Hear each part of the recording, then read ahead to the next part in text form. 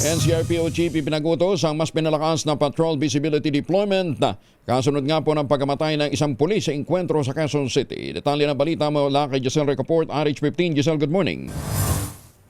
Good morning, Kuyang Angel. Inatasan ni NCRPO Director Major General Anthony Aberin ang lahat ng unit commander na paigtingin pa ang presensya ng mga pulis sa kalsada at deployment strategy lalo sa mga critical na oras.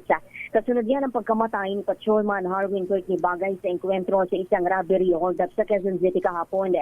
Ayon kay Aberin, magsilbi dapat na paalala ang sakripisyo ni Bagay sa kanilang hanay para maglingkod ng may higit na pagbabantay, dedikasyon at layunin. Sinabi pa ng NCRPO Director na isang bayani, matapang at tapat na pulis si Bagay na hindi nag-atubiling ialay ang kanyang buhay para sa tungkulin. Pagpapakitaan niyang pinamala sa tapang nito ng taus-puso at hindi matatawarang dedikasyon para sa kapakanan ng sambayanan. Nagpaabot din ng pakikiramay ang buong NCRPO sa mga naulila ni Bagay at tiniyak ang mga kinakailangan tulong bilang pagkilala sa kanyang sakripisyo para sa bayan. Ito si Giselle Recoport para sa Leader H1 sa Pilipinas, una sa Pilipino. Maraming salamat, Giselle.